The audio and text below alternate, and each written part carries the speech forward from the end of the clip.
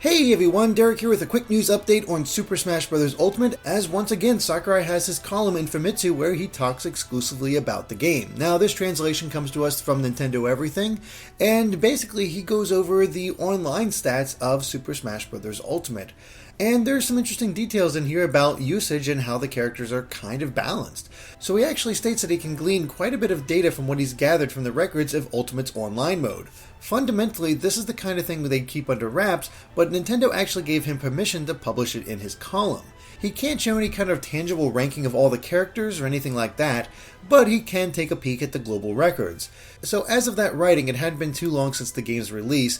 Basically, the data only refers to the week of December 30th to January 5th. And as for one-on-one victory rates, no fighter is lower than 40% and none exceeds 60%.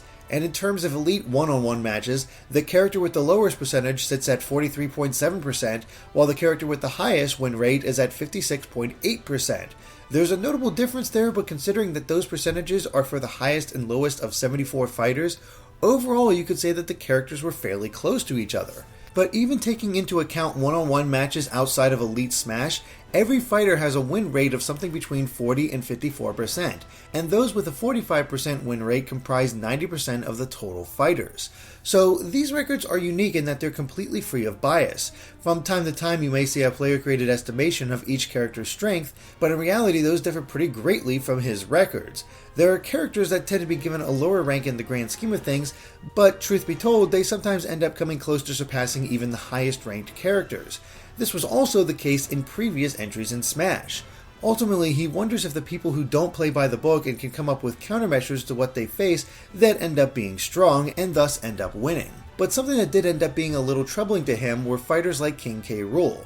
According to a survey on Dwango's Nico Nico, the consensus seemed to be that King K. Rool was a strong character, and that ended up not being the case. Overall, his victory rate was 51.9%, and in Elite Smash it was 48.9%. The general consensus seems to be that King K. Rool is strong, but I imagine that there are also people that think no fair when they lose to him. Looking at their records though, he doesn't see any real need to adjust him, though he does think that there will still be people stressed out about fighting him if Sakurai doesn't mess with him at all, so he wants to hear what the adjustment team has to say. There's also a big difference in terms of character usage. The difference between the minimum and maximum was about 20-fold. Overall, the most used character was Cloud, but in terms of Elite Smash, it was Ganondorf, whose Elite Smash win rate was only about 47.9%, which is at the lower end of the rankings. Also, among all the fighters and those of them that have echoes, Peach and Daisy are the most similar. That being said, you'd think that the results for the two characters would be mostly the same.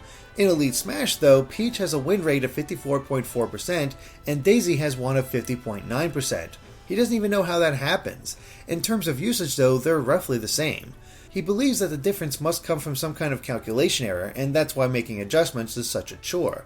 But in looking at the overall data, he thinks it's fair to say that no fighter is too overpowered or underpowered, it's up to the player's skill. There are also trends in terms of techniques, but even then you have to consider calculation errors and compatibility with those strategies. He doesn't want to shake things up by trying to balance things, so he'd like to take a careful look at things as they are. So there's some interesting data about Smash Online and what characters people are using and how well it seems to be balanced. Now, of course, we did just get the 2.0 update, which had a lot of balance changes, including nerfing King K. Rool, so I guess ultimately he did decide that it was worth changing King K. Rool so people wouldn't have that fear facing him. But who knows? Is the data interesting to you, or is it just something that flew over your head? Let us know in the comments, and of course be sure to subscribe to GameXplain for more on Smash Ultimate and other things gaming as well. Until next time, bye.